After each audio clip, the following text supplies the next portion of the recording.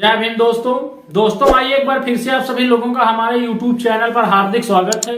दोस्तों, जैसा कि आपने हमारे वीडियो का थंबनेल पढ़ा कि मायावती ने मोदी को ललकारा, इस बार ईवीएम से नहीं होने दूंगी चुनाव। दोस्तों, आप एकदम सही सुन रहे हैं। अगर आप हमारे चैनल पर आए हैं तो वीडियो को अंत तक देख कर जाना। हम आपको सबूत के तौर पर ये दिखाएंगे कि मायावती जी ने ये कहा है कि इस बार ईवीएम से चुनाव नहीं होने देंगे। उससे पहले हम आपको ले चलते हैं चर्चा की ओर। दोस्तों, हमारे देश में अभी तक सोशल मीडिया पर एक ट्रेंड चलते थे कि ईवीएम से धांधली होती है, ईवीएम बैन होनी चाहिए। लेकिन लोगों का ये संघर्ष अब सड़कों पर उतर आया है।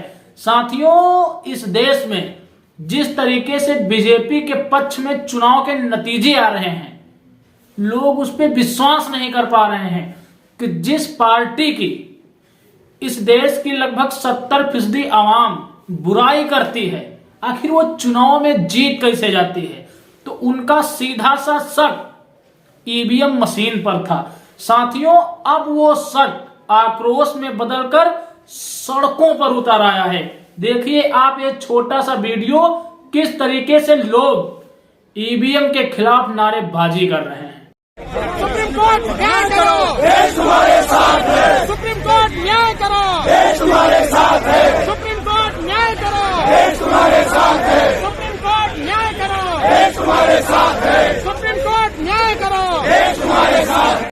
तो दोस्तों, आप लोगों ने सुना है छोटा सा वीडियो क्लिप। इस वीडियो क्लिप में सुप्रीम कोर्ट के एक वकील भानु प्रताप सिंह अपने साथी अधिवक्ताओं के साथ इस देश के लोगों को लेकर सड़कों पर ईवीएम के खिलाफ प्रदर्शन कर रहे हैं और नारा लगा रहे हैं कि सुप्रीम कोर्ट तुम न्याय करो, देश तुम्हारे साथ है।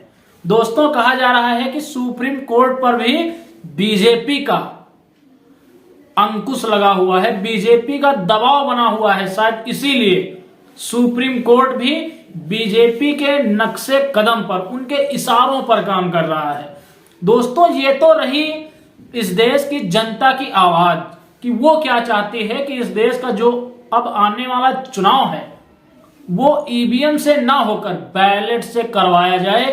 इस पर दोस्तों बीएसपी सुप्रीमो मायावती जी ने अभी हाल ही में एक बहुत बड़ा बयान दिया है। उन्होंने भी कहा है कि चुनाव ईवीएम से ना होकर बैलेट पेपर से होने चाहिए। उन्होंने वर्तमान सरकार और चुनाव आयोग को चुनौती दे दी है। सुनिए आप उनका छोटा सा वीडियो क्लिप, उसके बाद हमारा एनालिसिस। और अब तो चुनावों में ईवीएम में अधिकांश धांधली व गड़बड़ी किए जाने की मिल रही खबरों से भी बीएसपी के लोग भी काफी ज्यादा दुखी व चिंतित भी हैं। हालांकि ऐसी स्थिति में ये व्यवस्था बाहरी देशों की तरह कभी भी यहाँ खत्म हो सकती है। ऐसे में अपनी पूरी ऊर्जा से पार्टी को मजबूत बनाने में लगे रहना है। और यदि पार्टी के लोग इन सभी हालातों का मुकाबला करके अपनी पूरी ईमानदारी व निष्ठा से आगे बढ़ने की पहल करते हैं तो फिर हमारी पार्टी जरूर आगे बढ़ेगी। बीएसपी सुप्रीमो मायावती जी का ये लेटेस्ट बयान, ये बयान दोस्तों उन्होंने कल 15 जनवरी को अपने बर्थडे पर उन्होंने जो प्रेस कॉन्फ्रेंस की, उस प्रेस कॉन्फ्रेंस में लाइव आकर कहा। दोस्तों, ये वीडियो क्लिप मैंने इसलिए आपको सुनाई है क्योंकि बहुत से हमारे भाई लोग हैं जिन्होंने बीएसपी सुप्रीमो मायावती जी का कल का पूरा प्रेस कॉन्फ्रेंस नहीं देखा था। दोस्तों, आपको यकीन दिलाने के लिए मैंने ये वीडियो दिखाई है क्योंकि तमाम लोग कमेंट्स में बोला करते हैं कि ये फेक न्यूज है। दोस्तों, न्यूज मैं अपने घर पे बैठ के नहीं बनाता हूं, सोशल मीडिया के द्वारा जो खबरें लेटेस्ट हमें मिलती हैं उन्हें ही मैं अपने चैनल पर प्रसारित करता हूं। और जहां तक मेरा प्रयास रहता है कि आप तक मैं सच्चा और सटीक विश्लेषण पहुंचाऊं। तो दोस्तों आप लोगों ने ये वीडियो सुना। इस वीडियो में बीएसपी सुप्रीमो मायावती जी किस प्रकार से कह रही हैं कि इस देश के जो चुनाव हैं कुछ दिनों पहले के, वो चुनाव ईवीएम के अनुसार आए हैं। उन्होंने कहा है कि हमारे पार्टी के लोगों को पार्टी को बढ़ाने में लगातार काम करते रहना चाहिए, हो ना हो। आने वाले समय में अन्य देशों की भांति हमारे देश में भी ईवीएम बैन होगी। दोस्तों उनका ये इतना बड़ा बयान सोशल मीडिया पर हलचल मचाए हुए है। बीएसपी सुप्रीमो देश की एक बड़ी नेता हैं।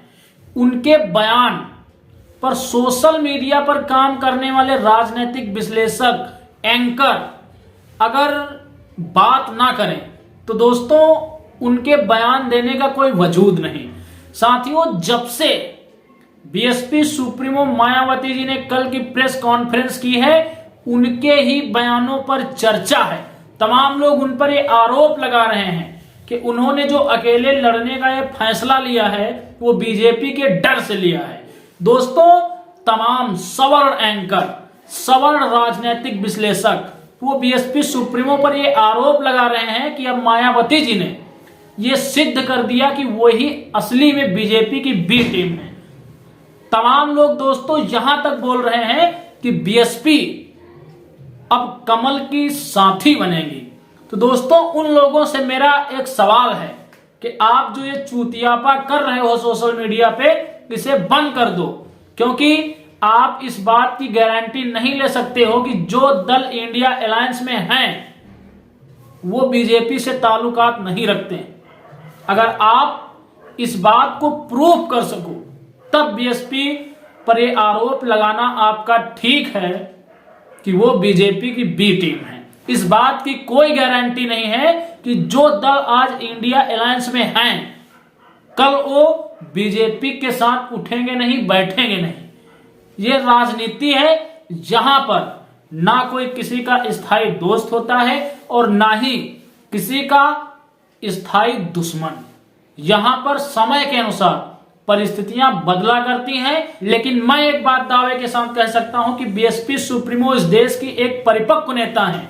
अगर आप ये चाहते हैं कि बीएसपी भी इंडिया अलायंस में शामिल हो तो एक बार आप ये अनाउंस कर दीजिए कि 2024 में अगर इंडिया अलायंस जीता तो प्रधानमंत्री मायावती होंगी। मैं दावे के साथ कहता हूं दूसरे दिन BSP supremo Mayawati ji India alliance में सम्मिलित हो जाएंगी। बीएसपी सुप्रीमो मायावती जी मैं फिर कह रहा हूं एक परिपक्व नेता है। वो समझती हैं इस देश में कांग्रेस और बीजेपी के जाल को। बीजेपी इस देश में दलितों और पिछड़ों के वोटों के सहारे भाजपा को रिप्लेस कर खुद इस दिल्ली की गद्दी पर बैठकर इस देश की हुकूमत चलाना चाह रही है। जबकि सच्चाई ये है कि कांग्रेस का इस देश में कोई भी कोर वोटर नहीं है, उनका कोई स्थायी जनाधार नहीं है। इस देश के पिछड़े मुस्लिम और दलितों के वोट से ही बीजेपी ने 70 सालों तक इस देश पर राज किया और जिन राज्यों में उसकी सरकार है वहां पर वो अभी शासन चला रही है। लेकिन जो ही चुनावों में कांग्रेस को जीत मिली, कांग्रेस दलितों, पिछड़ों और मुसलमानों के हकों को भूल गई। शायद यही वजह है कि अभी हाल ही में हुए 3 राज्यों में कांग्रेस को मुंह की खानी पड़ी। अगर उन्होंने दलित, पिछड़े और बहुजन दलों की कद्र की होती, 2023 विधानसभा चुनाव में उनसे गठजोड़ किया होता तो शायद उनको इन 3 राज्यों में हार का सामना नहीं करना पड़ता। तो दोस्तों आप लोगों को क्या लगता है, क्या इंडिया अलायंस को मायावती जी को पीएम फेस घोषित करना चाहिए? क्या वास्तव में बीएसपी सुप्रीमो मायावती जी की यह दहाड़ कि इस बार ईवीएम से नहीं होंगे चुनाव, ये सच साबित होगी? और क्या वास्तव में ईवीएम हमारे देश में बैन होनी चाहिए? आप कमेंट सेशन में आके अपने सुझाव जरूर दें। दोस्तों चलते चलते आपसे एक रिक्वेस्ट करेंगे कि आप लोग इस समय हमारे वीडियोस तो देख रहे हैं लेकिन ना अपनी प्रतिक्रिया दे रहे हैं और ना ही चैनल को सब्सक्राइब कर रहे हैं। तो आपसे हम रिक्वेस्ट करेंगे कि आप हमारे चैनल को जरूर सब्सक्राइब करिए, ताकि आपके एक सब्सक्राइब से हमें अपने काम के प्रति मोटिवेशन मिलता रहे। इस वीडियो में इतना ही, मिलेंगे एक अगले वीडियो में एक अगले मुद्दे के साथ। तब तक के लिए आप सभी को मेरा सादर जय हिंद, जय भारत, जय सर।